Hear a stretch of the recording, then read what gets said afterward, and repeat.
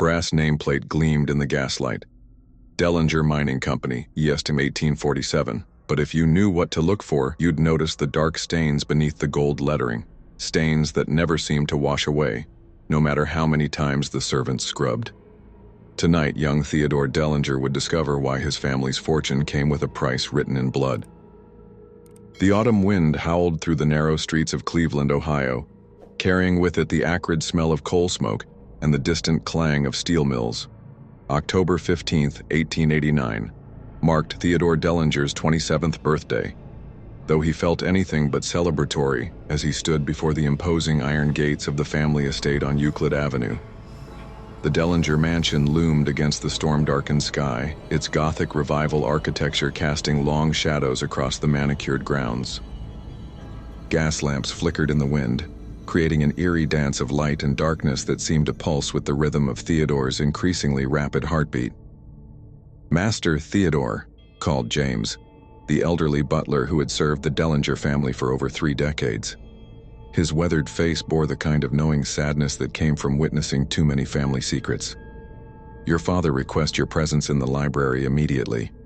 Theodore's hands trembled as he adjusted his silk vest, the fabric suddenly feeling suffocating against his chest. For weeks now, he had been experiencing strange episodes, moments where the world seemed to shift and blur, where whispers echoed from empty rooms, where shadows moved independently of their sources. The library was a testament to the Dellinger fortune, floor-to-ceiling mahogany shelves lined with leather-bound volumes, Persian rugs worth more than most families' annual income, and a massive oak desk that had been carved from a single tree felled on their Minnesota timber holdings. Behind this desk sat Wilford Dellinger, Theodore's father, his pale blue eyes reflecting the light from the crackling fireplace. "Sit down, my boy," Wilford said, his voice carrying the weight of a man who had built an empire from nothing. At 55, he was still imposing, though recent years had carved deep lines around his eyes and streaked his once golden hair with silver. Theodore took his place in the leather chair across from his father, noting how the older man's fingers drummed nervously against the desk's surface. "Father, I've been having those episodes again. The doctors say—" "The doctors know nothing," Wilford interrupted sharply. "What you're experiencing isn't madness, Theodore. It's inheritance." He reached into his desk drawer and withdrew a thick, leather-bound journal. "Tonight you learn the truth about our family's prosperity." The journal fell open to a page dated March 3, 1847, written in faded ink that seemed to shimmer in the firelight. Theodore's great-grandfather's handwriting was still legible after all these years. The mine foreman Sullivan was right to be afraid. 3 men died in the first week of digging, but the vein of gold we struck runs deeper than any natural formation should. The old Ojibwe chief, Macoons, came to me with warnings about hungry spirits that live in the earth. I should have listened. But the gold, God help me, the gold calls to something in our blood. Great-grandfather Ezra struck the first deal. Wilford explained, his voice dropping to barely above a whisper. Lake Superior's shores were rich with copper and iron ore, but our family found something else in those mines, something that promised wealth beyond imagination, but demanded payment in return. Theodore's vision began to blur at the edges as he continued reading. The journal detailed ritual sacrifices, contracts written in blood, and the gradual transformation of the Dellinger family from simple miners into one of the wealthiest dynasties in the Great Lakes region. "The spirits require a tithe," Wilford continued, his pale eyes never leaving his son's face. "Every generation, at the age of 27, when the blood runs strongest, one of us must pay the price. Your uncle Marcus, your cousin William, they all faced the choice." "Choice?" Theodore's voice cracked. "What choice?" Wilford stood and walked to the window, gazing out at the storm-lashed grounds. "You can embrace the madness that comes with our gift. Let it consume you as it did your predecessors. Or—" He turned back to his son, and Theodore saw something desperate and terrible in his father's expression. "You can feed it what it craves." The gas lamps flickered, casting dancing shadows across the room. Theodore felt the familiar sensation of reality shifting, but this time it was different. He could see them now, translucent figures moving through the walls, their faces twisted with hunger and malice. the spirits that had been bound to his family's fortune for over 40 years. "I've prepared everything," Wilford said, moving to a hidden panel behind the bookshelf. He withdrew a silver dagger, its blade inscribed with symbols that seemed to writhe and move in the lamplight. "The groundskeeper's daughter, Mary. She's been asking too many questions about the family, poking around the old mining records. She's perfect for the ritual." Theodore's hands shook as he stared at the weapon. "Father, I won't." "You will." Wilford's voice turned cold as winter steel. "Because the alternative is madness, and madness means exposure. Do you want to see our family name dragged through the mud? Do you want to lose everything we've built?" The whispers grew louder, filling Theodore's mind with promises of continued wealth, of power that would span generations. But underneath the seductive voices, he heard something else, the screams of every innocent soul that had been sacrificed to maintain the Dellinger fortune. Thunder crashed overhead, and in that moment of deafening sound, Theodore made his choice. But as he reached for the dagger, he caught a glimpse of movement in the window's reflection. A young woman's face, pale and frightened, pressed against the glass from outside. Mary, the groundskeeper's daughter, had been listening. The spirits shrieked with anticipation as Theodore's 27th birthday officially began, and with it, the most terrifying night of his life. The weight of 3 generations of blood money pressed down on his shoulders, and he realized that tonight, someone would die to keep the Dellinger fortune intact. The only question was who. The rain hammered against the mansion's windows with renewed fury as Mary O'Brien pressed herself against the cold stone wall beneath the library window. Her heart pounded so violently she was certain the 2 men inside could hear it over the storm. What she had just witnessed, the silver dagger, the talk of ritual sacrifice, her own name spoken with casual malice, defied everything she thought she knew about the world. Mary had worked on the Dellinger estate for 3 years, ever since her father Patrick had taken the position as head groundskeeper. At 19, she had grown up hearing whispered stories about the family's wealth, but she had always dismissed them as superstition. Now crouched in the mud behind the manicured hedges, she understood that some legends were rooted in terrible truth. Inside the library, Theodore Dellinger stood frozen, the silver dagger trembling in his grip. The spirits that haunted his family's legacy pressed closer, their translucent forms becoming more solid with each passing moment. They whispered promises of continued prosperity, of power that would outlast empires. But their voices carried the weight of decades of spilled blood. "She's seen too much," Wilford said, his pale eyes tracking Mary's movement through the window. "The spirits are restless tonight, Theodore. They can sense her fear, her knowledge. If we don't act now, if we don't complete the ritual, the madness will take you just as it took your Uncle Marcus." Theodore's mind flashed back to that terrible night 5 years ago, when they had found Marcus Dellinger hanging from the chandelier in the main hall, his eyes wide with terror and his lips moving in silent screams. The official cause of death had been listed as suicide, but Theodore had seen the claw marks on his uncle's throat, marks that no human hand could have made. The groundskeeper's cottage, Wilford continued, moving to the window and peering out into the storm. "Patrick O'Brien is visiting his sister in Detroit this week. The girl is alone and no one will think to look for her until morning. By then the ritual will be complete and the spirits will be satisfied for another generation." Mary forced herself to move, her waterlogged boots squelching in the mud as she crept away from the window. She had to warn someone, but who would believe such a fantastic tale? The Dellinger family was respected throughout Cleveland, their charitable donations funding schools and hospitals across the city. Who would accept that their fortune was built on supernatural murder? As she stumbled through the darkness toward the groundskeeper's cottage, Mary's mind raced through her options. The nearest neighbor was over a mile away, and the storm had turned the roads into rivers of mud. The telegraph office in the city center was even farther, and she doubted anyone would be working at this hour. Behind her, she could hear the mansion's front door opening, the sound of footsteps on the gravel path. They were coming for her. The cottage appeared through the rain like a beacon of hope, its single window glowing with the warm light of an oil lamp. Mary burst through the door, her soaked dress clinging to her shivering frame. She had perhaps minutes before they reached her. Her father's hunting rifle hung above the fireplace, but Mary had never fired a weapon in her life. Instead, she grabbed the kitchen knife from the counter and moved to the window, peering out into the storm-darkened grounds. Two figures approached through the rain, the younger man walking with reluctant steps, the older one moving with the confidence of someone who had done this before. Theodore and Wilfred Dellinger, father and son, united in their terrible purpose. "Mary." Wilfred's voice carried over the howling wind. "We know you're in there, child. Come out and we'll make this quick. Fight us and, well, the spirits prefer their sacrifices to be afraid." Mary's hands shook as she clutched the knife. Through the window she could see them more clearly now. Theodore looked sick, his face pale and drawn, while Wilfred appeared almost excited, his eyes gleaming with an unholy light.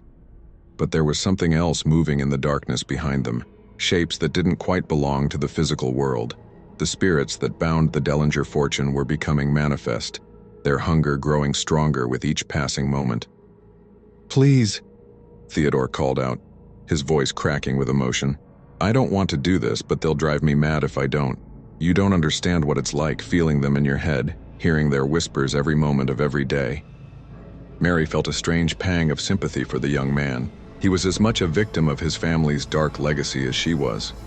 But sympathy wouldn't save her life. "There has to be another way," she shouted back through the rain. "Your family has money, influence.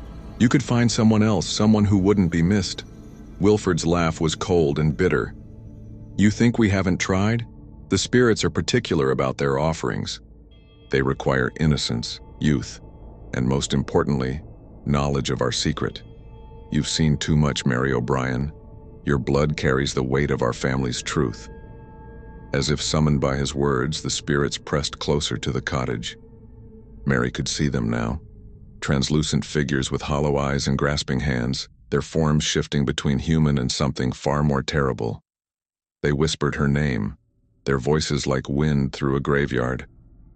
Theodore raised the silver dagger, its blade catching the lamplight from the cottage window. "I'm sorry," he said, and Mary could hear the genuine regret in his voice. If there was any other way, but as he stepped forward, Mary noticed something that made her blood run cold. The spirits weren't just surrounding the cottage, they were surrounding all three of them. And in their translucent faces, she saw not just hunger, but a kind of desperate intelligence. These weren't mindless entities bound to serve the Dellinger family. They were the souls of everyone who had been sacrificed over the past 4 decades, trapped by the ritual that had claimed their lives. And they were tired of being slaves to the family's greed. "Theodore," Mary called out, her voice steadier than she felt.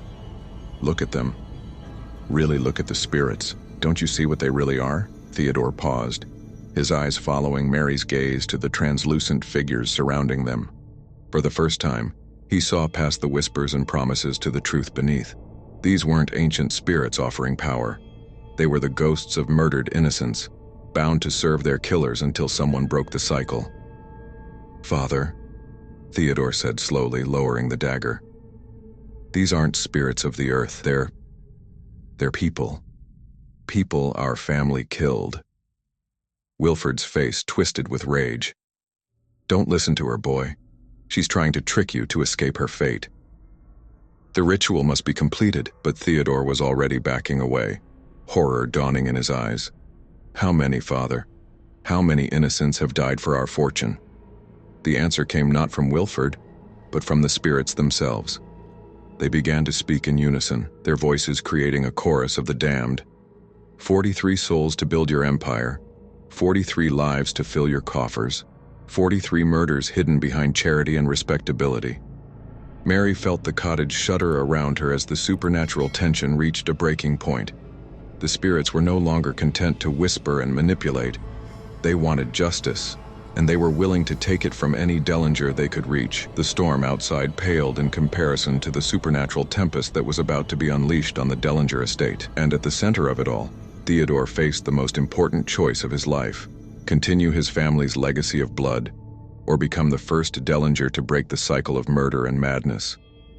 The silver dagger felt impossibly heavy in his hand, as he realized that tonight, the curse of the Dellinger fortune would finally claim its due. The cottage shook as if gripped by an earthquake, though the tremors came not from the earth, but from the supernatural forces converging on the small building. Theodore Dellinger stood paralyzed in the storm, the silver dagger slipping from his nerveless fingers to land with a splash in the mud. Around him, the spirits of 43 murdered souls began to take on more solid forms, their translucent faces becoming clearer with each passing moment. "You fool," Wilford snarled, grabbing for the fallen dagger. "Do you have any idea what you've done? Without the ritual, without the sacrifice, they'll turn on us. The contract demands payment." Mary pressed herself against the cottage window, watching in horrified fascination as the ghostly figures began to close in on the two men. She could see their faces now, men, women, even children, all bearing the marks of violent deaths. Some showed rope burns around their throats, others bore knife wounds, and a few displayed the telltale signs of poisoning. Theodore backed away from his father, his eyes wide with dawning comprehension. "Children, father? You killed children?" "I killed no one." Wilford's voice cracked with desperation. "Your grandfather, your great-grandfather, they made the necessary choices to secure our family's future. I've only maintained the tradition, kept our bargain with the spirits." "These aren't spirits." Theodore's voice rose above the howling wind. "They're victims. Every single one of them was murdered for our wealth." The ghostly chorus grew louder, and now Mary could make out individual voices in the supernatural cacophony. A woman's voice, speaking with an Irish accent. "My name was Bridget Kelly, and I was 16 when Ezra Dellinger slit my throat to claim the copper mines." A man's voice, rough with the cadence of a sailor. "Thomas Morrison, age 24. Wilford's father pushed me into the smelting furnace when I discovered the truth about the family's books." And then, most heartbreaking of all, a child's voice. "Emily Patterson, 8 years old. I saw Mr. Dellinger talking to the shadow people, and he said I couldn't tell anyone." Theodore fell to his knees in the mud, the weight of his family's crimes crushing down on him like a physical force. "All these years, all the nightmares, the voices in my head, they were trying to tell me the truth." Wilford reached for the silver dagger, but his hand passed through it as if it were made of smoke. The spirits were no longer bound by the ritual's power. Theodore's refusal to complete the sacrifice had broken the supernatural chains that had held them for decades. "You've doomed us all," Wilford whispered, his face pale with terror. "Without the ritual, without the sacrifice, the spirits will drain our life force instead. We'll age decades in minutes, and then we'll join them in their eternal servitude." Mary watched from the cottage as the ghostly figures began to circle the two men like wolves surrounding their prey, but she noticed something that the Dellingers had missed. The spirits weren't looking at Theodore with the same hunger they showed toward his father. Their hollow eyes focused on Wilford with an intensity that spoke of long-awaited vengeance. "Theodore," Mary called out, her voice carrying over the supernatural din. "They're not after you. You never killed anyone. You're not bound by the same guilt as your father." Theodore looked up, hope flickering in his eyes. "Is that true? Can I be free of this curse?" The spirit of Bridget Kelly materialized more solidly, her form becoming almost human in its clarity. "The sins of the father need not be visited upon the son," she said, her voice carrying the authority of the grave. "But the father must answer for his crimes." Wilford tried to run, but the muddy ground seemed to clutch at his feet, holding him in place. The spirits closed in around him, their translucent hands reaching out to touch his face, his arms, his chest. Where they made contact, his skin began to age rapidly, wrinkles appearing like cracks in old leather. "Please," Wilford gasped, his voice already becoming weaker. "I was just following tradition. I never wanted to hurt anyone." "Neither did we," said the spirit of Thomas Morrison, "but that didn't stop you from feeding us to the furnace." Theodore struggled to his feet, his clothes soaked with rain and mud. "What about the fortune, the mines, the banks, the properties? Are they all built on blood?" The spirit of Emily Patterson, still appearing as the 8-year-old child she had been when she died, looked at him with eyes that held far too much knowledge. "The gold and copper were real," she said. "But the prosperity, the protection from financial ruin, the supernatural luck that made your family's investments always profitable, that came from our deaths. Then I renounce it," Theodore said, his voice growing stronger with each word. "I renounce the fortune, the properties, everything. I won't profit from murder." The effect was immediate and dramatic. The Dellinger mansion, visible through the storm, began to show signs of rapid decay. Paint peeled from its walls, windows cracked, and the carefully maintained grounds became wild and overgrown in moments. The supernatural forces that had maintained the family's wealth for 4 decades were finally being released. Wilford aged before their eyes, his silver hair turning white, his face becoming gaunt and lined. But instead of the terror Mary expected to see, his expression showed something like relief. "I was 19 when my father told me the truth," he whispered, his voice barely audible.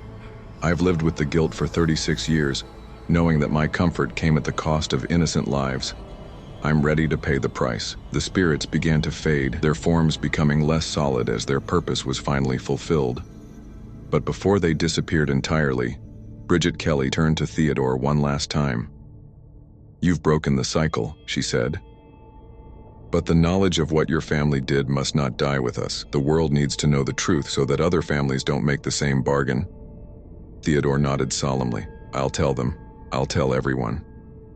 As the last of the spirits faded into the storm, Wilford Dellinger collapsed to the ground, his body finally succumbing to the weight of decades of guilt. He was still breathing, but barely, his life force drained by the supernatural justice he had finally faced. Mary emerged from the cottage, her clothes still soaked but her fear replaced by cautious hope.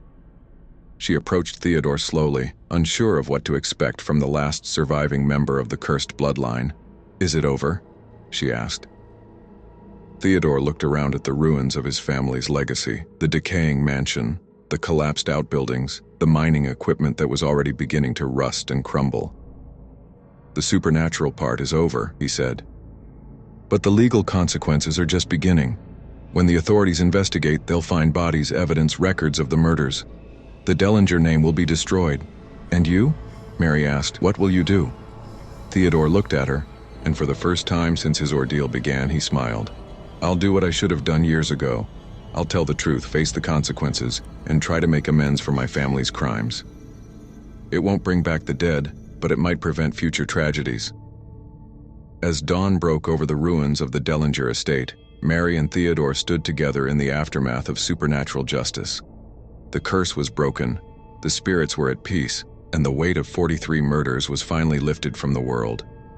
But their story was far from over. The truth still needed to be told, and the consequences of 4 decades of hidden evil were about to reshape the city of Cleveland forever. The morning sun cast long shadows across the ruins of what had once been the grandest estate on Euclid Avenue, where the Dellinger mansion had stood in its Gothic glory just hours before. Now only a crumbling shell remained. The supernatural forces that had maintained the family's prosperity for 4 decades had withdrawn, leaving behind the stark reality of decay and neglect. Theodore Dellinger sat on the stone steps of the collapsed portico, his father's body lying still beside him. Wilford had passed away just before dawn, his final words a whispered apology to the spirits who had finally claimed their due.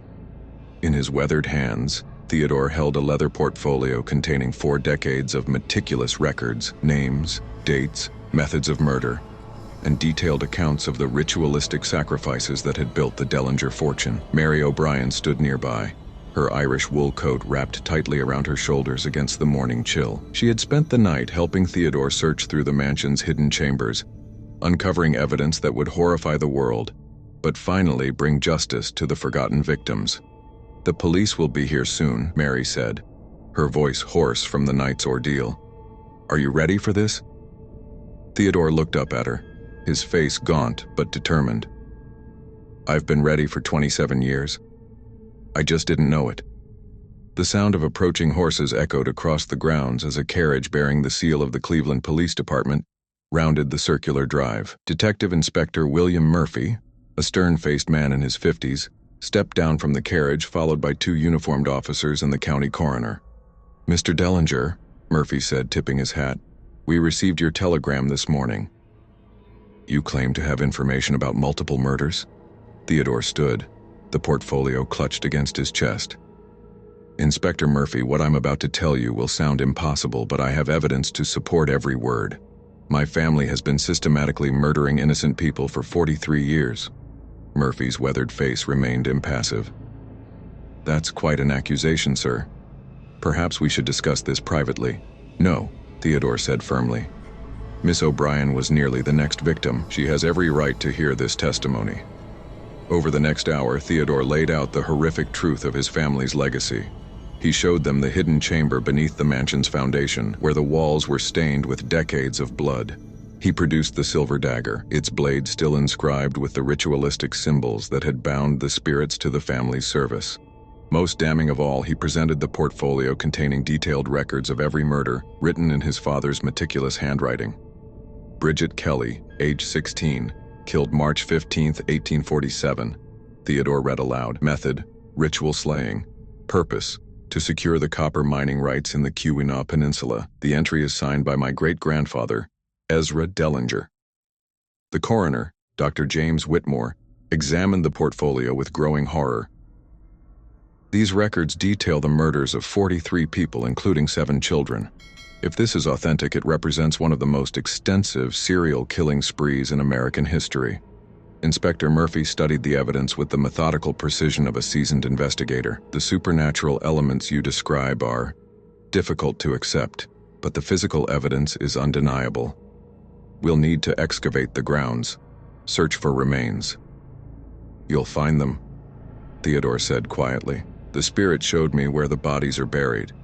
The old well behind the stables, the rose garden, the foundation of the carriage house. They're all graveyards. As the morning progressed, more officials arrived at the estate. The mayor of Cleveland, Harrison Whitmore, came personally to assess the situation. Representatives from the various businesses and institutions that bore the Dellinger name arrived to distance themselves from the family's tainted legacy. "This is a disaster," Mayor Whitmore declared, pacing back and forth across the mansion's ruined foyer. "The Dellinger family has funded half the civic improvements in this city. If this story becomes public, it will destroy Cleveland's reputation." "The story is already public," Theodore replied. "I've sent telegrams to every major newspaper from New York to Chicago. The truth can't be hidden anymore." By noon, the first reporters had arrived from the Cleveland Plain Dealer. By evening, journalists from as far away as San Francisco were setting up camp on the estate grounds. The story of the Dellinger family's supernatural crimes captured the nation's imagination, combining elements of true crime, occult mystery, and social commentary about the dark side of America's Gilded Age prosperity. Mary found herself thrust into the spotlight as the intended victim who had helped expose the truth. Reporters clamored for interviews, wanting to know how it felt to face a family curse, how she had managed to survive the night of supernatural terror. "I wasn't brave," she told them honestly. "I was terrified. But sometimes being terrified is what keeps you alive." The excavation of the estate grounds began 3 days later. Dr. Whitmore supervised the grim work of uncovering the remains of the Dellinger family's victims. The bodies were remarkably well preserved, as if the supernatural forces that had bound them had also protected them from normal decay. Each discovery confirmed another entry in Wilford's portfolio. Bridget Kelly's remains were found in the old well, her throat bearing the mark of a clean blade cut. Thomas Morrison's body was discovered beneath the carriage house, his bones showing evidence of extreme heat damage consistent with being thrown into a furnace. Most heartbreaking of all, little Emily Patterson's body was found in the rose garden, her small skeleton still wearing the dress described in the portfolio. The legal proceedings that followed were unlike anything in American jurisprudence.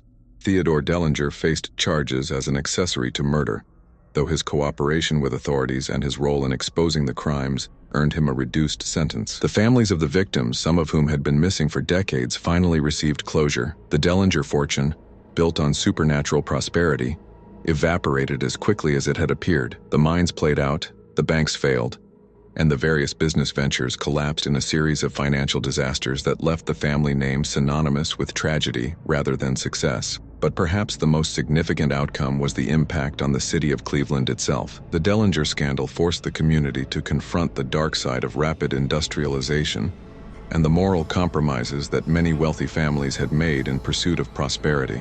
"This isn't just about one family," Dr. Whitmore observed during the coroner's inquest. "It's about what we're willing to sacrifice for wealth, what we're willing to ignore for the sake of progress." The Dellinger family may have made their bargain with supernatural forces, but they're not the only ones who've built their fortunes on the graves of the innocent. As winter settled over Cleveland, the ruins of the Dellinger estate stood as a monument to the consequences of unchecked ambition. The mansion was eventually demolished, and the land was donated to the city for use as a public park. A memorial was erected to honor the 43 victims, their names carved in black granite so that they would never be forgotten again.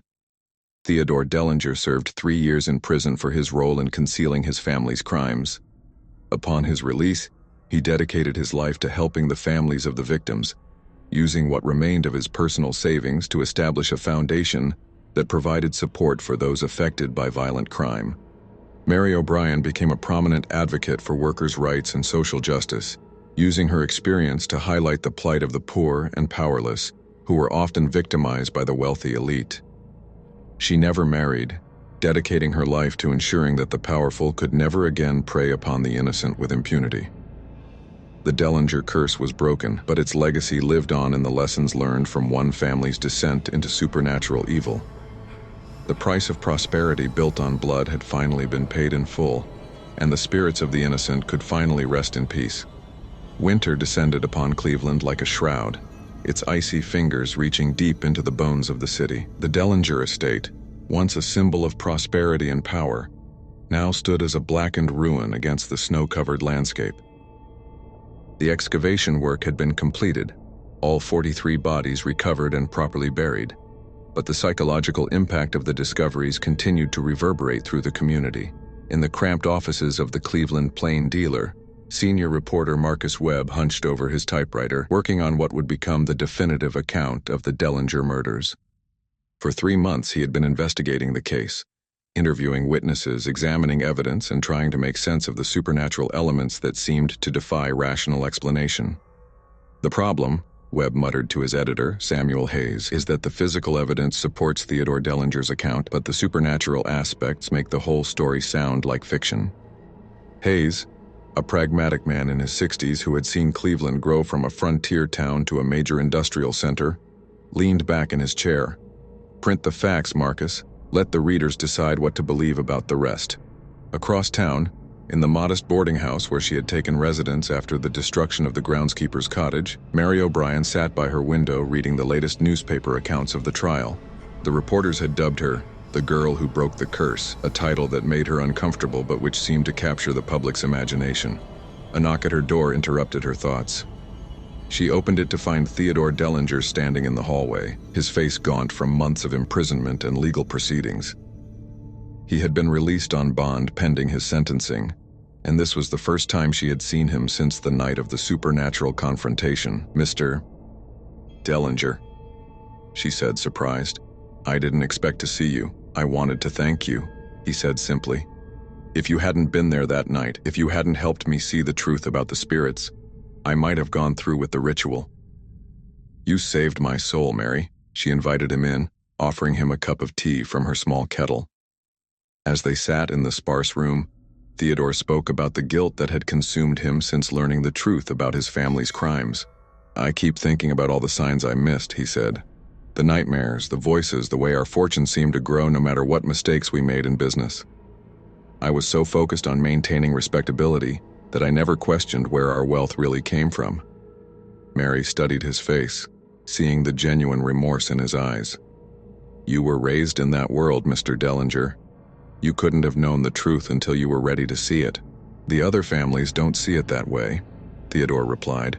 "The Rockefellers, the Carnegies, the other industrial dynasties, they're all distancing themselves from us, claiming they had no idea about our methods. But I wonder, how many of them have made their own dark bargains?" It was a question that haunted Mary as well. The Dellinger case had opened her eyes to the potential for corruption and evil among the wealthy elite, and she found herself wondering how many other families had skeletons hidden in their basement vaults. Their conversation was interrupted by another knock at the door. This time it was Inspector Murphy, accompanied by a man Mary didn't recognize, a tall, distinguished gentleman in an expensive coat. "Miss O'Brien, Mr. Dellinger," Murphy said. "I'd like you to meet Professor Jonathan Blackwood from Harvard University. He's been studying the supernatural aspects of your case." Professor Blackwood was a man in his 40s with keen gray eyes and the bearing of someone accustomed to academic authority. He had traveled to Cleveland specifically to investigate the Dellinger case, bringing with him a wealth of knowledge about occult practices and supernatural phenomena. "I've been researching similar cases across the country," Blackwood explained as they gathered around Mary's small table. The Dellinger family isn't unique in making supernatural bargains for worldly success. I've documented at least a dozen other instances of families binding spirits to their fortunes through ritualistic murder. Theodore leaned forward, his interest piqued. Are you saying there are others like us? Indeed, Blackwood replied. The Whitmore family in Salem, Massachusetts built their shipping empire on the blood of accused witches. The Grayson family in New Orleans has been practicing ritualistic murder for 3 generations to maintain their sugar plantation profits. The pattern is always the same. Families desperate for wealth make contact with malevolent entities, offering human sacrifice in exchange for supernatural prosperity. Inspector Murphy shifted uncomfortably in his chair. You're talking about these things as if they're established fact, Professor. Because they are, Blackwood said firmly. The evidence is overwhelming, though it's often dismissed as folklore or coincidence. What makes the Dellinger case unique is that it's the first time we have detailed written records and a survivor willing to testify to the supernatural elements. Mary felt a chill run down her spine. Are you saying that there might be other families out there still practicing these rituals? Almost certainly, Blackwood confirmed. The difference is that most of them are more careful about covering their tracks. The Dellinger family grew complacent over the decades, maintaining detailed records and conducting their business in a relatively small geographic area. Other families have learned to be more discreet. Theodore stood and walked to the window, gazing out at the snow-covered streets of Cleveland. Then we have a responsibility to expose them, don't we? We can't let what happened to the 43 victims here happen to others. That's exactly what I was hoping you'd say, Blackwood replied. I'm forming a research expedition to investigate these other cases. We'll need someone with first-hand experience of supernatural entities, someone who understands how these curses operate. You want me to help hunt down other cursed families? Theodore asked. I want you to help save lives, Blackwood corrected. Every day these rituals continue. More innocent people die to feed the greed of the wealthy. You have a unique opportunity to prevent future tragedies. Mary looked between the two men, sensing the weight of the decision that lay before them. It would be dangerous. If these other families are still practicing their rituals, they won't hesitate to kill anyone who threatens to expose them. More dangerous than facing 43 vengeful spirits? Theodore asked with a bitter smile. Besides, I owe a debt to the victims of my family's crimes. If I can prevent others from suffering the same fate, then perhaps I can find some measure of redemption. Inspector Murphy cleared his throat. Before anyone goes hunting supernatural criminals, we need to finish dealing with the legal ramifications of the current case. Theodore, your sentencing hearing is scheduled for next week. The trial of Theodore Dellinger had captivated the nation for months. The prosecution argued that he was complicit in his family's crimes, even if he had never personally committed murder. The defense maintained that he was a victim of circumstances beyond his control, manipulated by supernatural forces and family pressure. The courtroom was packed on the day of sentencing. Judge Harrison Crawford, a stern man known for his harsh sentences, presided over the proceedings. Mary sat in the gallery watching as Theodore stood to receive his fate. Theodore Dellinger, Judge Crawford intoned, you have been found guilty of conspiracy to commit murder and concealment of evidence in the deaths of 43 innocent people. However, the court recognizes your cooperation with authorities and your role in bringing these crimes to light. The courtroom held its collective breath as the judge continued. It is the judgment of this court that you be sentenced to 10 years in prison, with the possibility of parole after 5 years contingent upon your continued cooperation with law enforcement and your participation in efforts to prevent similar crimes. Theodore accepted the sentence with dignity, though Mary could see the relief in his eyes. It was a harsh punishment, but far less severe than it could have been given the magnitude of his family's crimes. As the court officers led Theodore away, he caught Mary's eye and mouthed the words, "Thank you." She nodded, knowing that their paths would cross again when he was released. Professor Blackwood approached her as the courtroom emptied. Miss O'Brien, I hope you'll consider joining our research expedition as well. Your experience with the supernatural, combined with your natural courage, would be invaluable. Mary considered the offer carefully. The prospect of traveling the country, investigating other cursed families, was both terrifying and appealing. She had seen firsthand the evil that humans were capable of when they prioritized wealth over morality, and she felt a responsibility to help prevent future atrocities. I'll think about it, she said finally. But first, I need to see Theodore through his imprisonment. Someone needs to make sure he doesn't lose hope during his incarceration. Winter gave way to spring, and spring to summer. Mary visited Theodore regularly in prison, bringing him books and news from the outside world. She also began corresponding with Professor Blackwood, learning about his research into supernatural crimes and the families that perpetrated them. The Dellinger case had changed Cleveland forever. The revelations about the family's crimes had sparked a citywide examination of the sources of various fortunes, leading to investigations into several other wealthy families. While no other supernatural crimes were discovered, several instances of more mundane corruption and exploitation were exposed. The memorial to the 43 victims became a popular destination for both locals and tourists. People came to pay their respects to the innocent lives lost, but also to reflect on the dangers of unchecked capitalism and the moral compromises that the pursuit of wealth could inspire. As Theodore's first year in prison drew to a close, Mary made her decision. She wrote to Professor Blackwood accepting his invitation to join the research expedition. She also wrote to Theodore, telling him of her plans and promising to continue their work together when he was released. "The dead deserve justice," she wrote in her letter to him, "but the living deserve protection. If we can use our experience to save even one life, then perhaps some good can come from all this tragedy." The Dellinger curse had been broken, but its legacy lived on in the work of those who had survived it. Mary O'Brien and Theodore Dellinger, united by their shared experience of supernatural horror, would dedicate their lives to ensuring that no other family could build their fortune on the blood of the innocent. Their real work was just beginning. 5 years had passed since the night that shattered the Dellinger curse, and the industrial landscape of America continued to evolve with ruthless efficiency. Theodore Dellinger emerged from Mansfield Reformatory on a crisp October morning in 1894. His face bearing the lines of a man who had spent his incarceration in deep contemplation of his family's sins. Mary O'Brien waited for him at the prison gates, her appearance changed by years of traveling with Professor Blackwood's research expedition. "You look well," Theodore said as they embraced briefly, the awkwardness of 5 years apart evident in their formal greeting. "Prison was kinder to me than I expected," he replied. "I spent most of my time in the library studying law and history. I wanted to understand how families like mine could operate for so long without detection."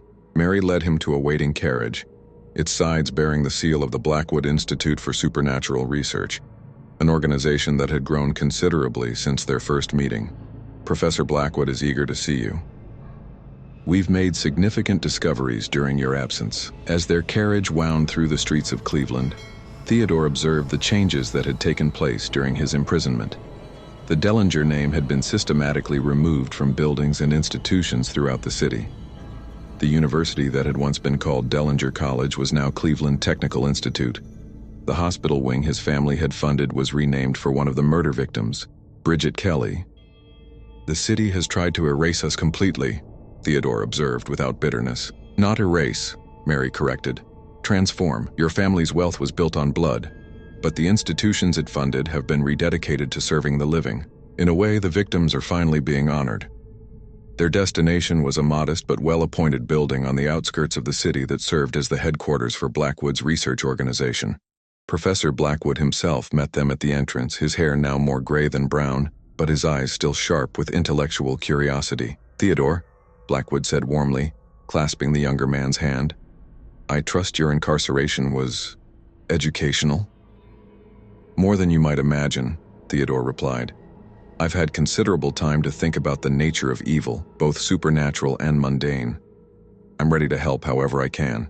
Blackwood led them into his office, where the walls were lined with maps, photographs, and documents related to various cases of supernatural crime.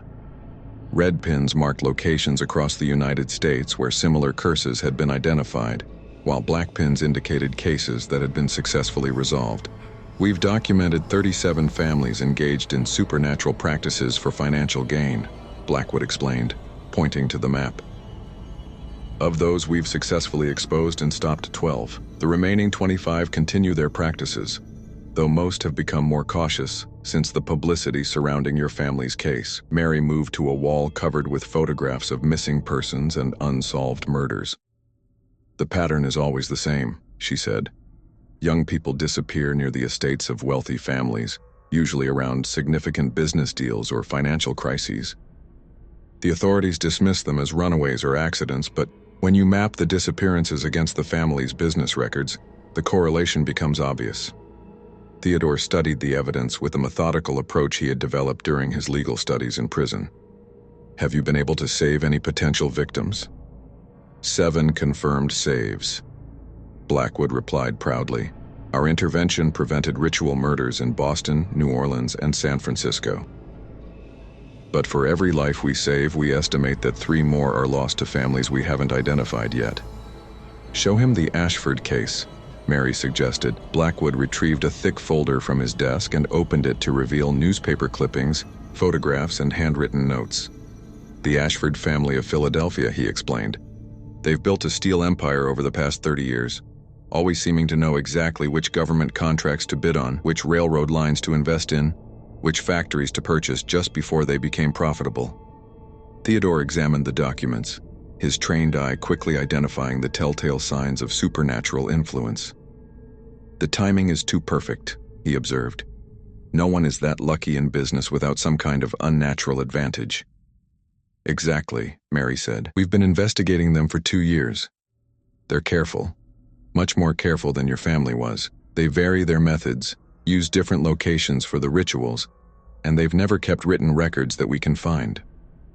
But they're escalating, Blackwood added grimly. Our sources suggest they're planning something significant for the winter solstice. Multiple victims, a grand ritual to secure their position as one of America's most powerful industrial dynasties. Theodore felt the familiar chill of supernatural dread, the same sensation he had experienced during his family's darkest hours. You want me to infiltrate them? You're the only person alive who has intimate knowledge of how these family curses operate, Blackwood explained. You understand the supernatural mechanics, the psychology of the perpetrators, and most importantly, you know how to break the binding spells that hold the victim's spirits. Mary placed a gentle hand on Theodore's arm.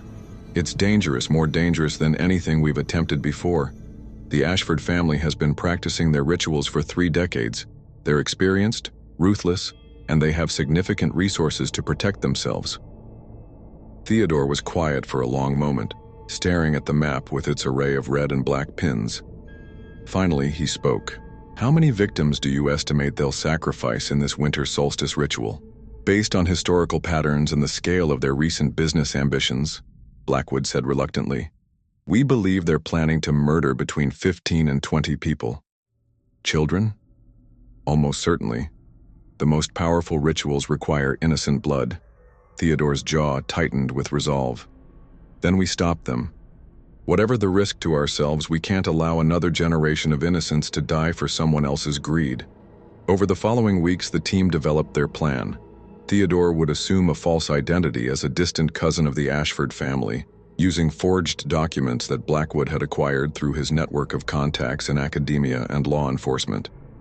Mary would pose as his secretary, allowing her to access the family's business records and social circles. The plan required them to travel to Philadelphia and infiltrate the highest levels of that city's social elite. The Ashford family was known for their elaborate parties and business gatherings, events where they recruited both potential investors and potential victims. Remember, Blackwood cautioned them on the eve of their departure. These people have been killing for 30 years. They're not going to hesitate to eliminate anyone they perceive as a threat. If they discover your true identities, they won't, Mary said with confidence. Theodore and I have both stared into the abyss of supernatural evil and survived. We know what we're facing. As their train pulled out of Cleveland, bound for Philadelphia, Theodore gazed out the window at the passing landscape.